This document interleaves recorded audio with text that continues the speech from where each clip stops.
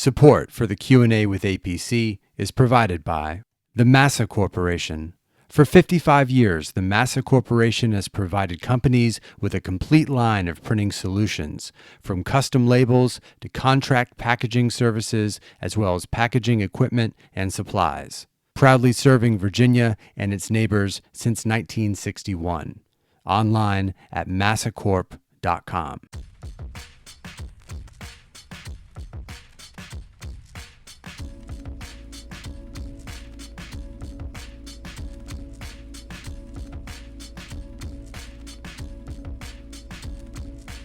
This is Andrew Paul Cronin, and you're listening to the Q&A with A.P.C., the show that features conversations with artists, cultural figures, policymakers, performers, and other innovators living in Virginia.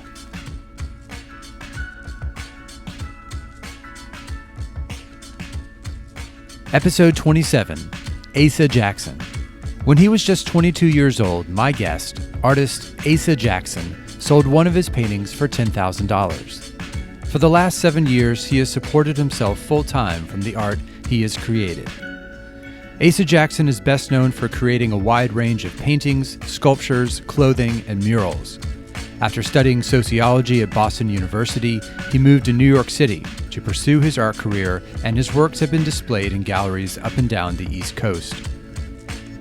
In 2012, he had his first solo exhibition at the Samuel Owen Gallery in Greenwich, Connecticut. In 2014, he opened and was the director of 670 Gallery in Hampton, Virginia. And in 2016, he was commissioned by the city of Newport News to create a mural honoring what would have been the 100th birthday of the pioneering jazz singer Ella Fitzgerald.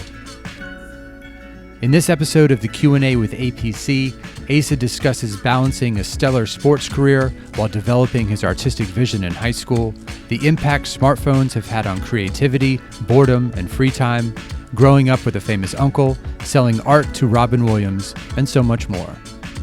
For more information about Asa Jackson and his art, visit asajackson.com.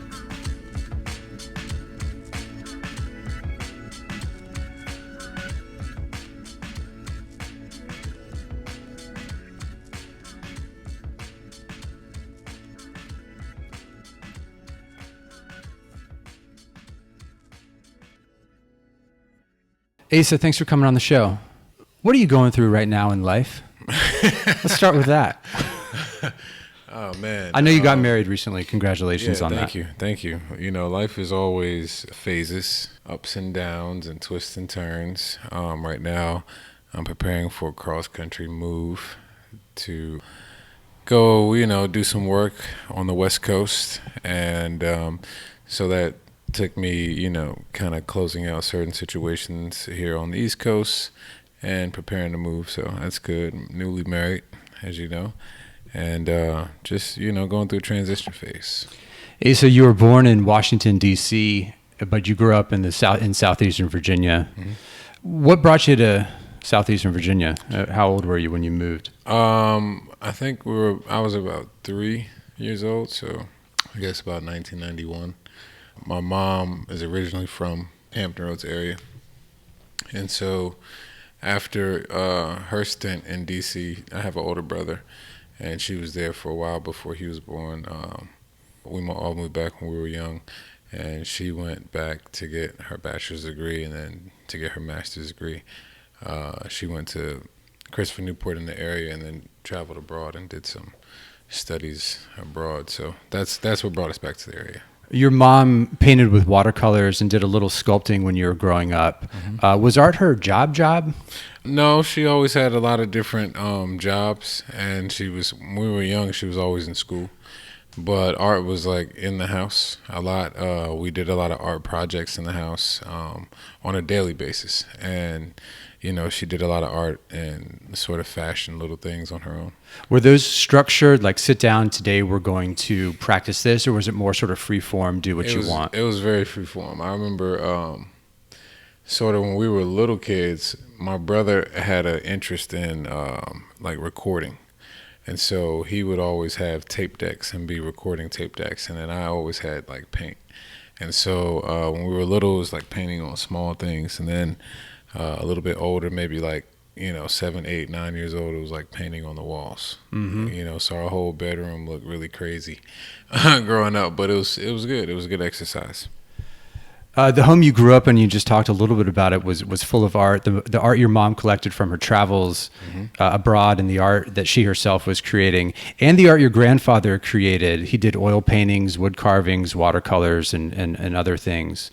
So what was that home environment like? Did it feel different? It was very multicultural, if I could sum it up. My grandmother was also an education specialist for the National Education Association. And so there was a lot of education happening in my house. We grew up, my mom had a lot of international friends, and my dad was living in Japan, and I have a Japanese stepmother as well. And, so we had a lot of, international people in and out of our house all the time. We did my mom was very deep study of religion and different spirituality, so we had a lot of different cultural religious influence in the house. And art was always around. It was not like something that was like placed in front of you, but it was always in your periphery, always around. And then as I got older, it became more in the forefront. With having family, friends, and people coming in to the house that are from different cultures, you get exposed to music, having different foods, like being introduced to different foods at a young age. Well, it was extremely unique. Like, I can tell you a day in the life, right, of my childhood, right? I went to a private school, but we lived in like a apartment complex, like, relatively not like extremely low income, but middle class, lower middle class. And so we were around a lot of lower middle class families, mostly African American families, but I was going to school with mostly Caucasian children, you know what I mean? But a lot of my friends were going to public school with mostly, African American. So that was an interesting dichotomy. And then we also grew up practicing Islam. And so we were in the mosque a lot with a lot of people from the Middle East. And, we also grew up with like deep Southern roots. So we were also in church a lot. You were getting pulled in a lot of different directions. Yeah, it's very interesting. You said you'd been drawing from the time you were around 3 years old, and that you remember having a deep appreciation for art even in elementary school, which is pretty rare, I think, probably. That wasn't my experience anyway. I remember the first time I picked up a paintbrush and painted something. I had this feeling. I was about 3 years old in preschool.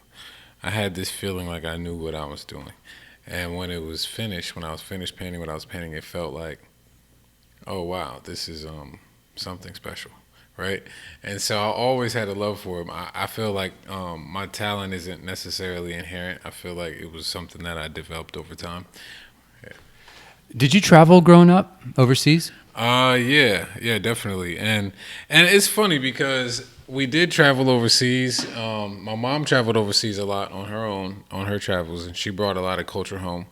But when I got to be like 10, 11, 12 years old, my grandmother took me on a few trips to Europe, and that was it was interesting because, to go back to your food thing, right?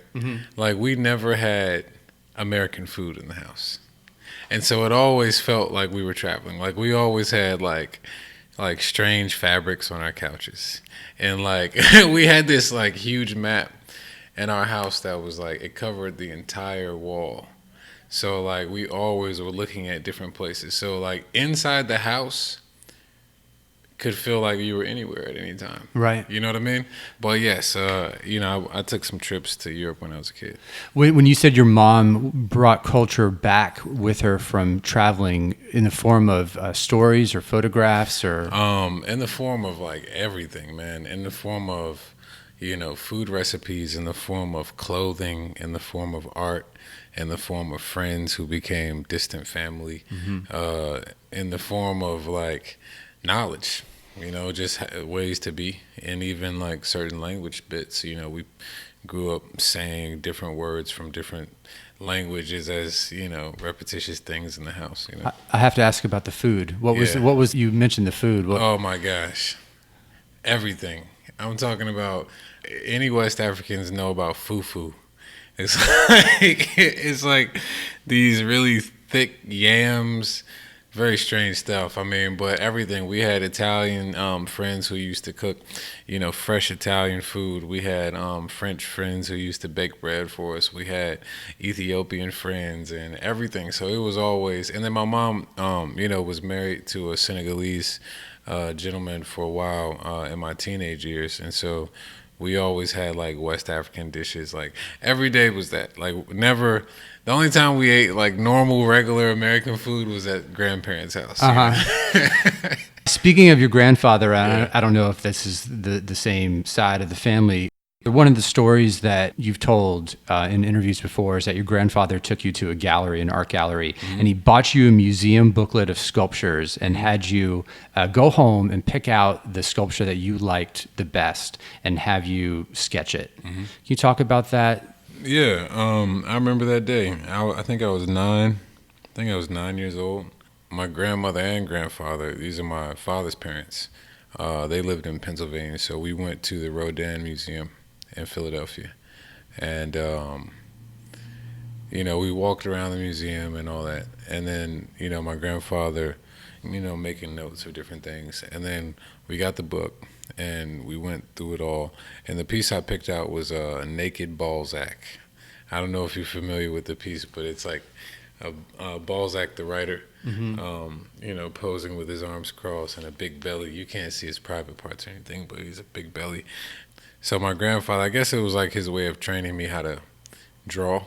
So we made sketches, and the one thing that he was so adamant on was making one line and not making several lines to make a line. Like a continuous. Exactly. And so I remember I made several sketches of it, and he would make me take an eraser and erase all the lines around the one solid line, So that was, I guess, early training in some ways. But it was very indirect. It wasn't like he was telling me what to do, but he was always working on stuff. So I was always seeing him do things.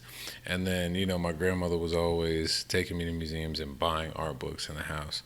And they were art collectors. So it was always around. It wasn't like, something that was pushed on me, I was wondering what high school was like for you, because you've said before that in 9th and 10th grade, you had an art teacher who recognized something in you with regards to your art, but you also played competitive sports and you're a captain of the football, basketball, and track teams.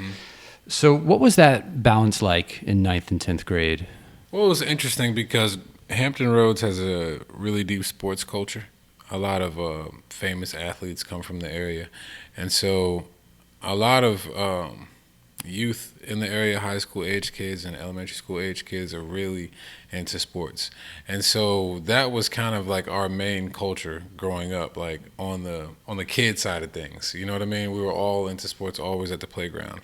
And as I got older, the art that was always in my periphery, like I said, I think came to my forefront in high school, because I had, I think, like a latent love for art that was very deep ingrained, but it was never like I was actually thinking of myself as doing anything.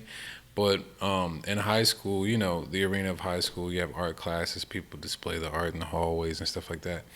As I started to see like other kids do that, I kind of felt like that twinge of jealousy that artists feel.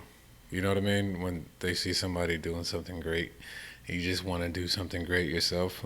So I started drawing, and then I think my art teacher, or she wasn't my art teacher in 9th grade, but she was proctoring an exam, and she saw me drawing after an exam, and she told me to sign up for a class, and I did, and then that kind of blossomed from there. Can you talk about the sports side of it too? That's an interesting thing, because my grandmother and my mom were always pushing for this well-rounded thing. How dare they? But no, when we were kids, sports was it. I mean, I had 2 older cousins who, one was in the NBA and the other was in the NFL. So that was something that was in my knowledge early on. And then my older brother was super into sports. I mean, he had paraphernalia all on the walls. He had sports memorabilia. He had everything. And he ended up having a lot of feet problems. as a kid, and he had to stop playing sports early, so he even turned his drive in on me. And so I was kind of like, You got to carry the torch now. yeah, I was kind of like on hyper speed as a kid. I would win all the MVPs in rec league and score a bunch of touchdowns and score a lot of points. And then in high school, you know, when the talent kind of evens out and people kind of get bigger and everything, my knowledge for sports was good. So the leadership qualities, I guess, like that. When my physical balanced out with everybody, my mental kind of was good. So, you know, sports was interesting. Sports, I feel like, helps. If you play team sports, it helps you kind of like figure out how to deal with people, how to relate to people, how to do teamwork, how to build teams and systems. And so I feel like sports for me, even though when I was a kid I really had a love for it, I feel like what it really did was build a foundation for how to work with people and how to take guidance and how to guide, especially being a quarterback and a point guard and a captain. You have to like receive information from the coach directly and disperse it to the team. And so that was kind of like a role that I was always kind of good at playing. So, you know, as translating that into how it plays out now, you know, with art, you know, running a gallery and things like that, those leadership qualities from being, you know, on a team still kind of come about. After graduating high school, you moved to Boston and went to Boston University and majored in sociology. What was college like for you? College was amazing because I really took advantage of the moment.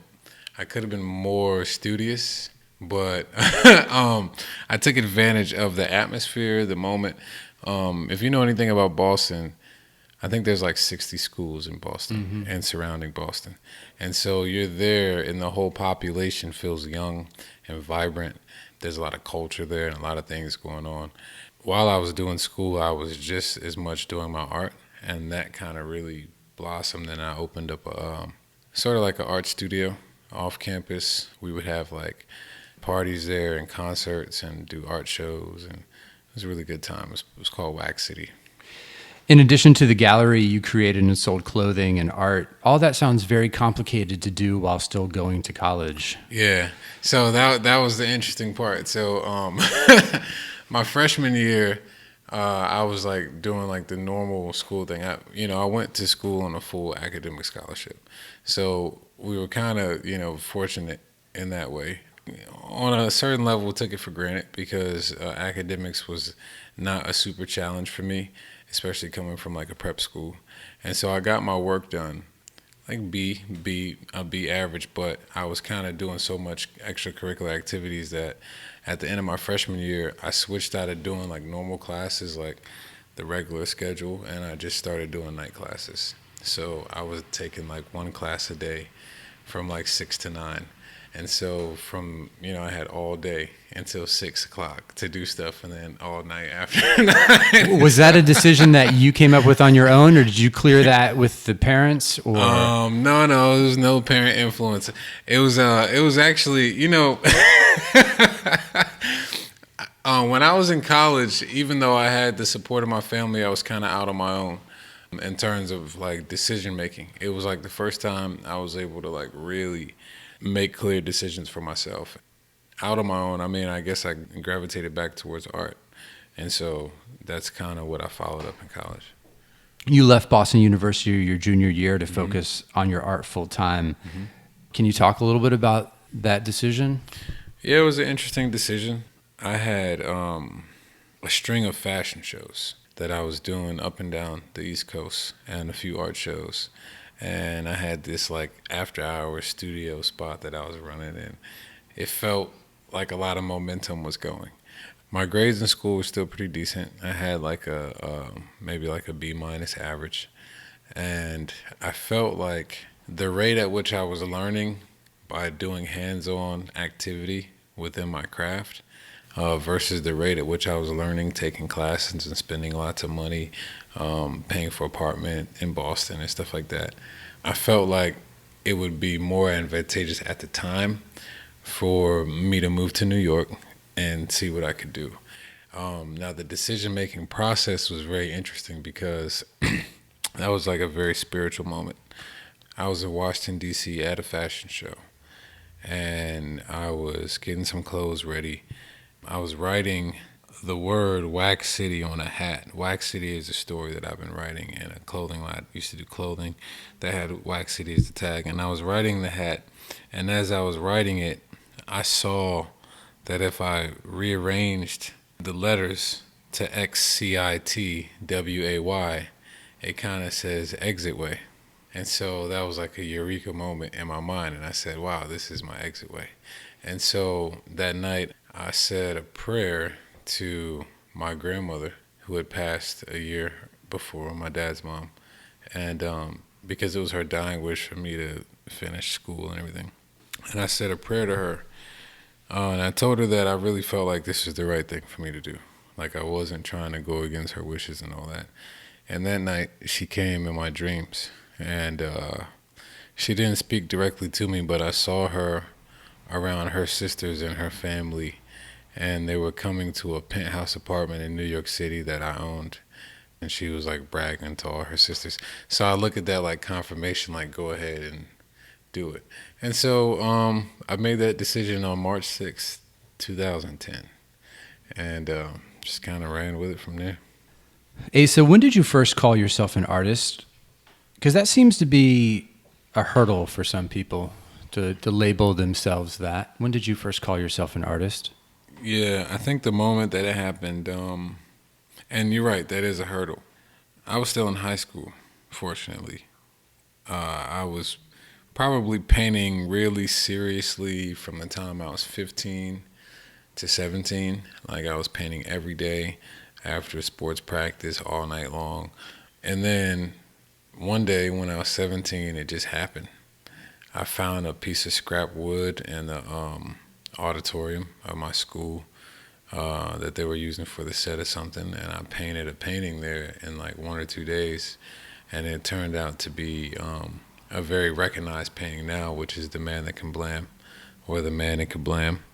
And when I painted that painting at 17, I looked at it for a few days and I felt like, wow, I can do this. And so that was the moment that it happened. But I guess the inspiration, when I was 16, I came across a Basquiat biography, and I didn't know who he was at the time. And so reading about him as a young, Afro, Puerto Rican, whatever you want to call it, basically young black man in America who rose to stardom through art, which was what I loved, I thought, man, this is amazing. So that coupled with, doing that painting in high school was really the turning point for me to feel like this is a viable option for my future. Jean-Michel Basquiat and you, what similarities do you feel that you share with your art and his art? I feel like in art, like everything else in life, people get influence and inspiration from different people, right? Specifically within art, there's this thing called provenance, which is where something comes from. It's like the who, what, when, where, how, and why that makes something something, right?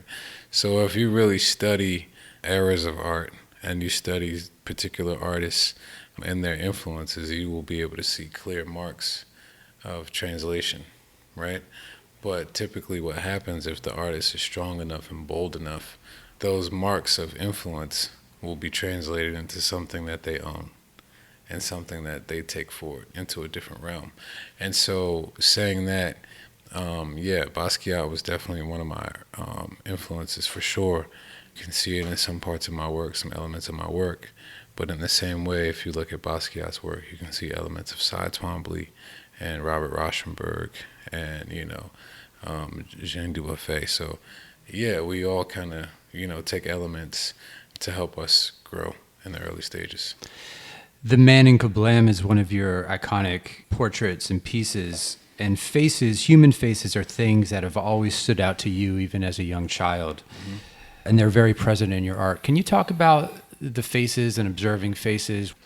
You know how like you just look down or you may look at a tree and just notice something may just jump out at you.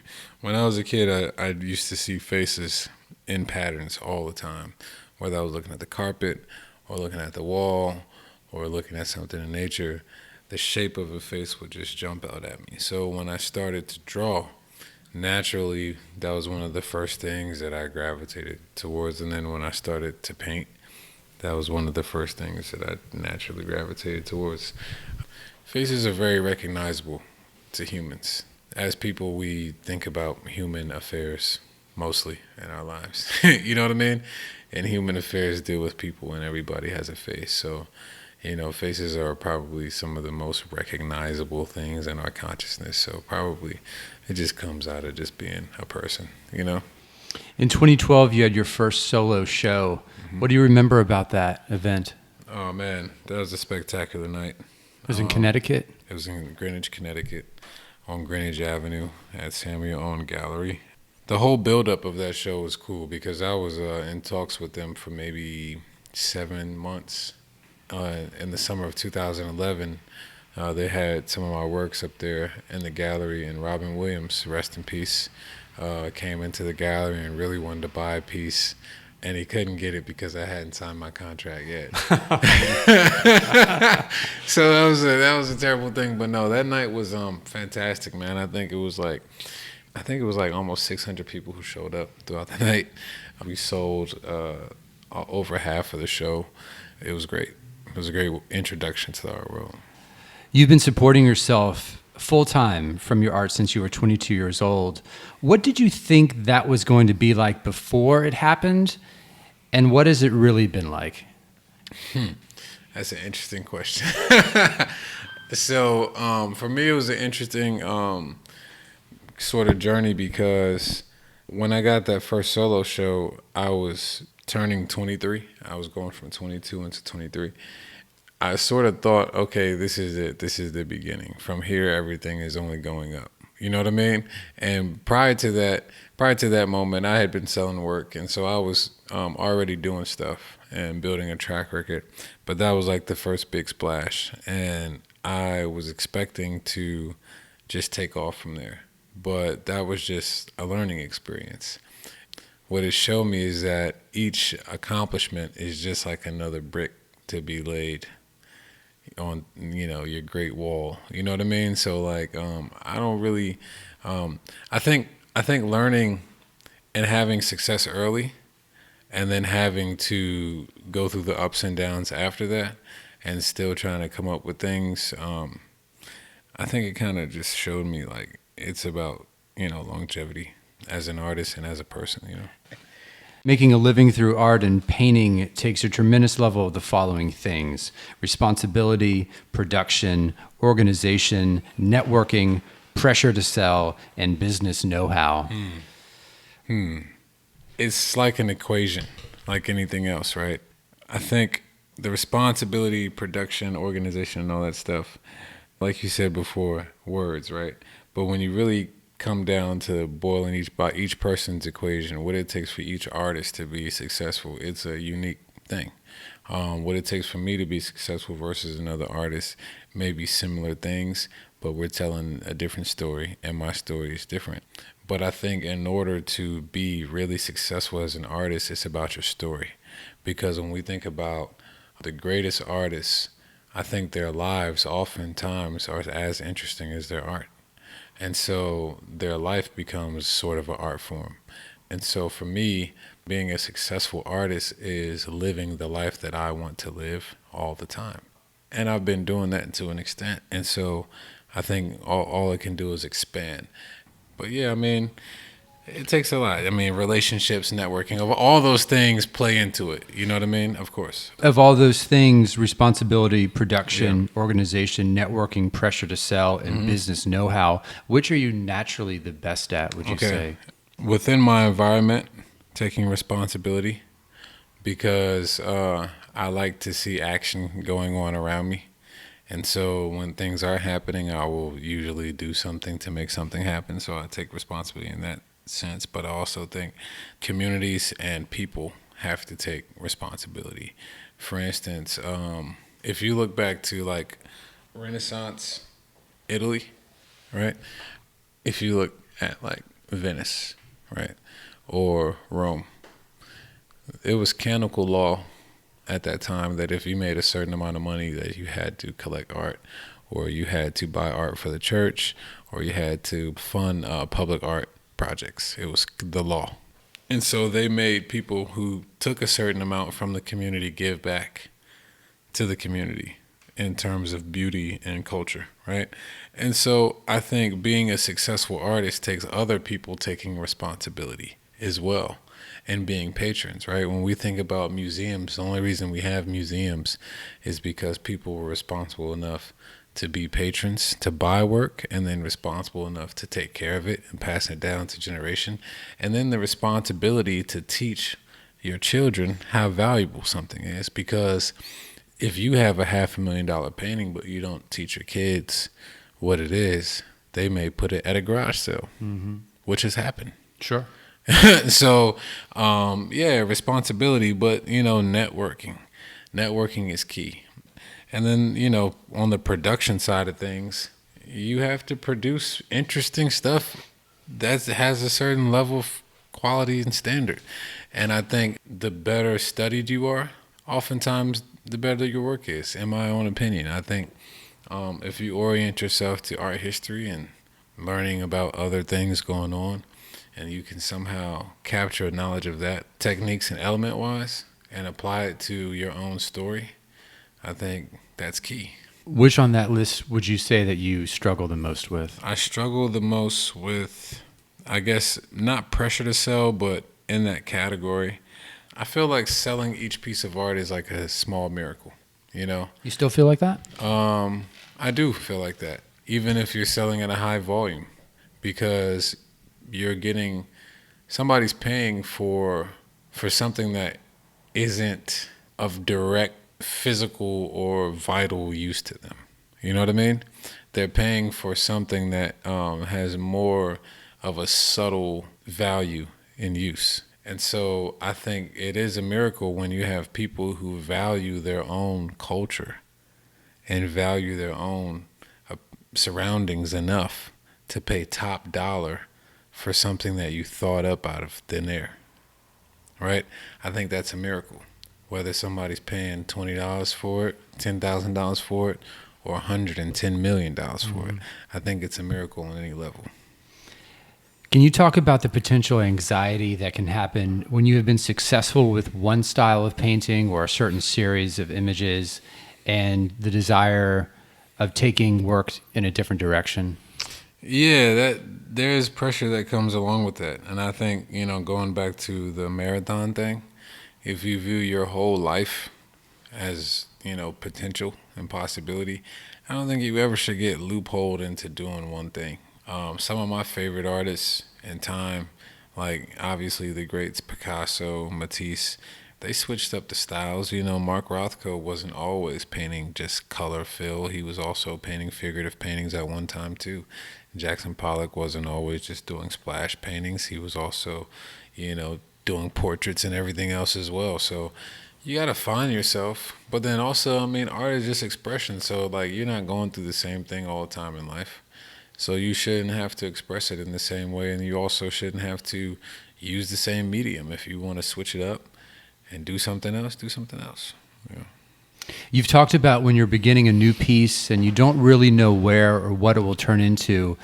And then you'll do something or add a splash of color and you just keep going and going and going. And when you start to see a little bit of light or an idea develops, and then you start heading for that light, can you describe that feeling of recognizing the light? Oh my gosh. Yeah. It's like harmony. It's like, you know what it's like? I don't know if you've ever received unexpected money or unexpected opportunity and it just falls upon you and you're like, oh wow. It almost feels like that. It almost feels like you're getting unexpected money. Like a supreme gift. Yeah, like a gift. Like if you can act, because it's so rare.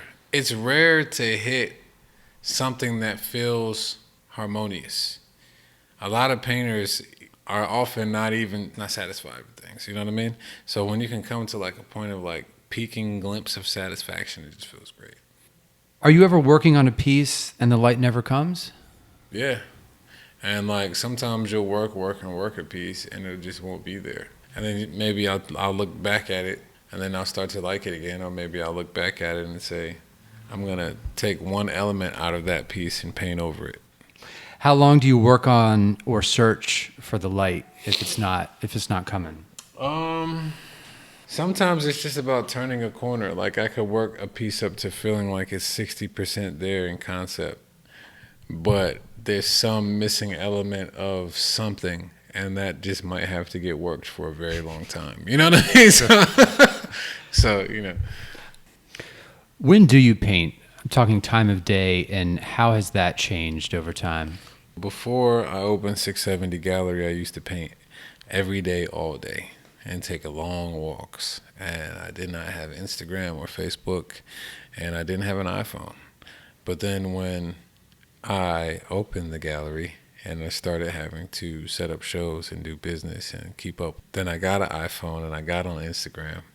And then, you know, now I'm managing things and people. And so painting was a lot less. I still painted periodically, but it wasn't an everyday thing. And managing and thinking about human affairs became more. And I feel like in order for me personally to hit my good keynote, I have to have a good balance of not so much human affairs constantly and a good amount of creative energy flowing, you know. Mm-hmm. What's the longest you've ever taken to complete a painting? Well, right now, I'm working on a piece that I started in early 2014, and I'm still working on it. What's the shortest or the fastest a painting has ever been finished? I finished one of my best paintings in maybe 30 minutes and sold it for 10 grand when I was 22. You've said in interviews before that your mind expressing itself is the art. Mm-hmm. And that perhaps your art is created in collaboration with other entities that come through your mind or your body. Can you explain what that means and what that feels like? So if you know anything about, being a shaman. Yeah. Okay. Your body's a vessel, right? And so your purpose may be to just transmit messages. Like somebody who's in front of you may need to get a message from the spirit realm. So the spirit can use you as a tool to come through to transmit a message to that person. So with my art, oftentimes it has felt like subject matters, people, places, things, pictures might just come through on their own from time to time. And then I may see things that I didn't necessarily intend to be there, but they might be clear as day to what they are. So that happens. That's a way of painting, though. That doesn't happen every time I pick up a brush. I have to be in a very spiritual place in order for that even to happen, you know? So, would you call yourself a religious person in the traditional sense? Not in the sense of like having a religion and practicing a single religion. In the sense of recognizing the divine all around me and within me. Yeah, I'm pretty spiritual or whatever, but no, I don't adhere to one dogmatic moral system. No. Sometimes you incorporate text and words and phrases into your work. How do you decide where to place the text within the composition? And does it matter if the viewer of the work cannot speak the language? Yeah, sometimes words can work as just as a brushstroke can work.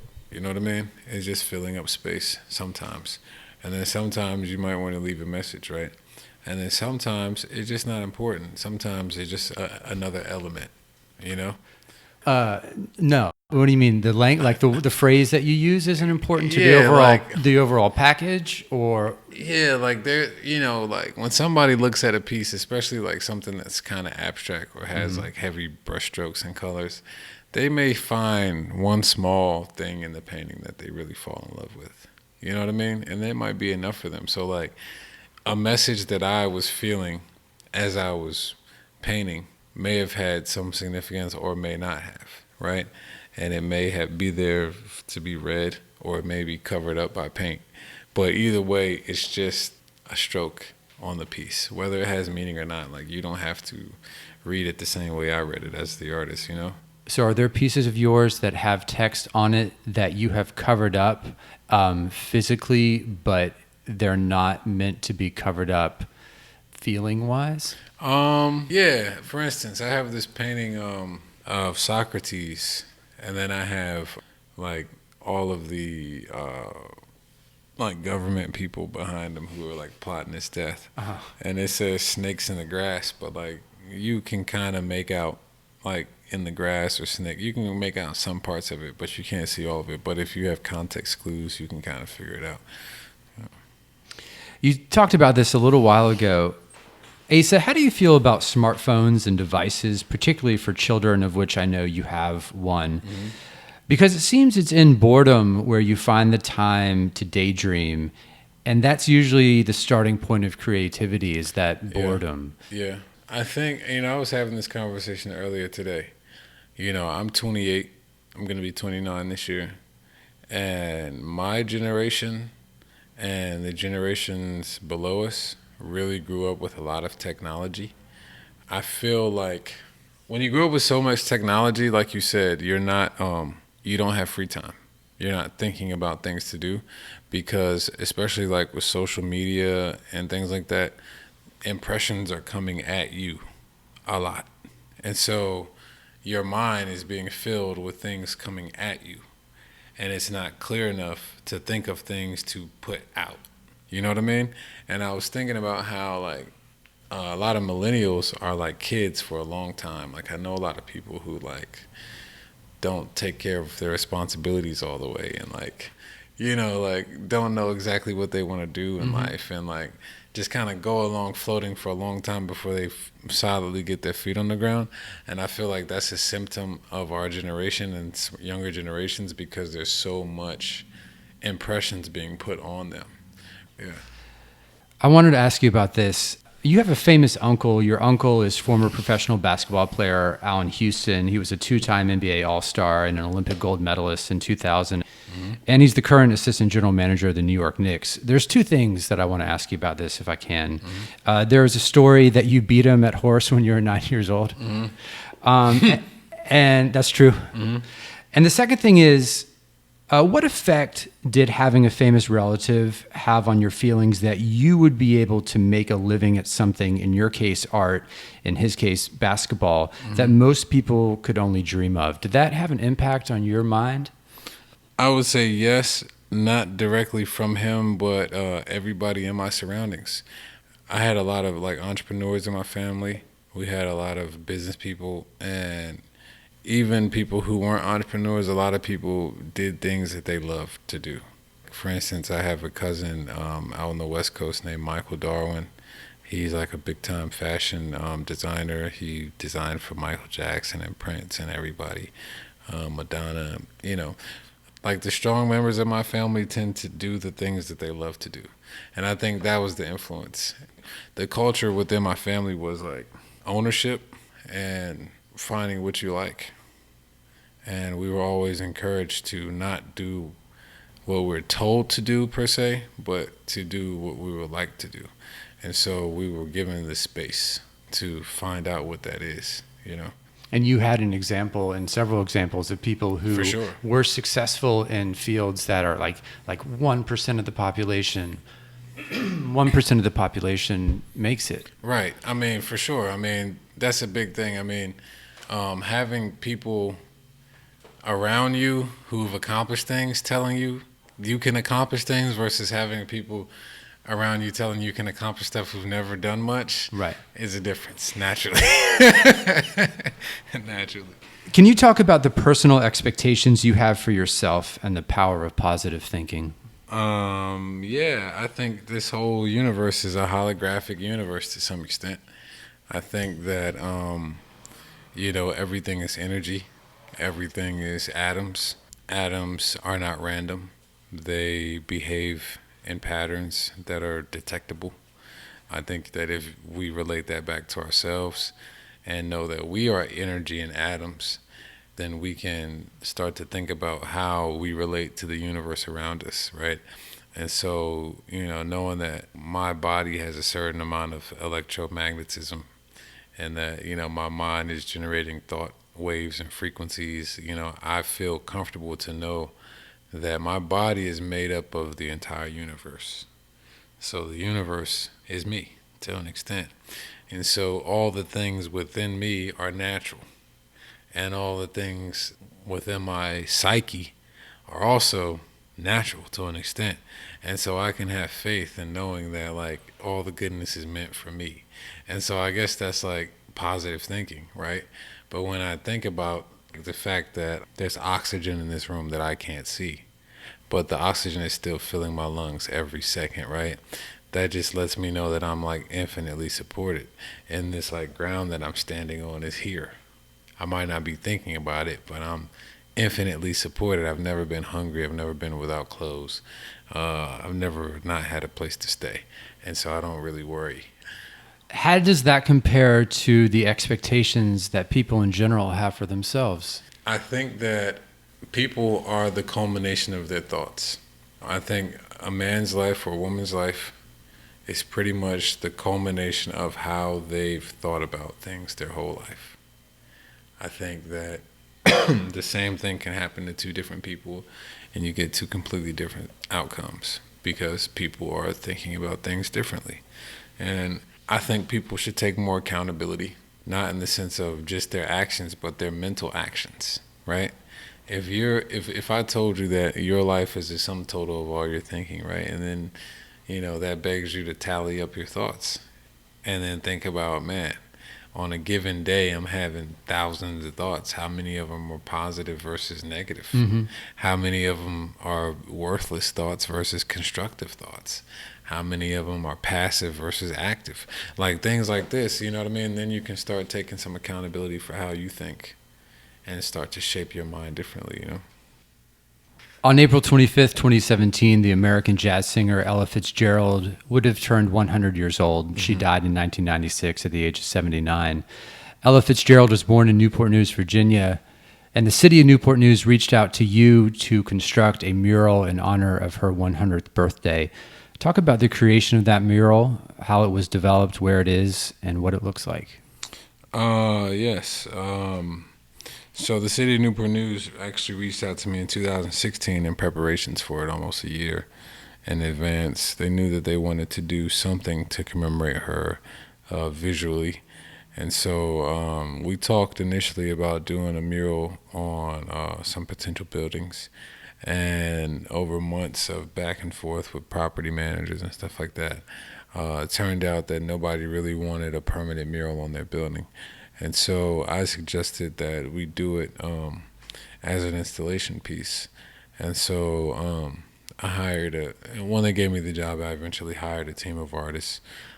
And we put it together with, mosaic and wood. And it worked out. I mean, and the city loved it. It was a good thing. It felt very, how can I say?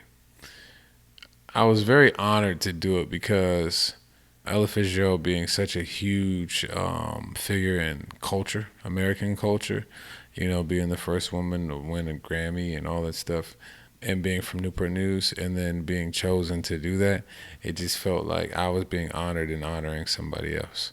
And so that was very interesting. That felt good. What does the piece look like? Basically, I studied a few different historic pictures of her. I sort of made my own rendition. So it is basically a bust of Ella Fitzgerald from the chest up. The dress is mosaic. My mom, Juliana Sarr, helped me on that. The face is kind of like, I wouldn't want to say like cartoon, but not like completely realistic, but you can obviously tell it's her. And then, so I got artists Hampton Boyer and Dathan Kane to help me on that. And we sort of all collaborated and put it together. And so it's just like a bust from here up, and the hair is mosaic with glass, and then it has certain jewelry, kind of shines in the light. Congratulations on the piece. Thank you. It's a beautiful piece. Thank you. What's next for you? Well, I'm going to be working on a documentary series in LA, documenting the lives and stories of different artists and sort of putting them together, telling their stories, connecting the dots, as well as doing some art advising for different clients, corporate and private, building art collections for people, and continuing to paint, continuing to raise my son and be a family man, and all that good jazz. Mm-hmm. Asa, I really appreciate you coming on the show. Well, thank you, man. Thanks for having me. It's been great.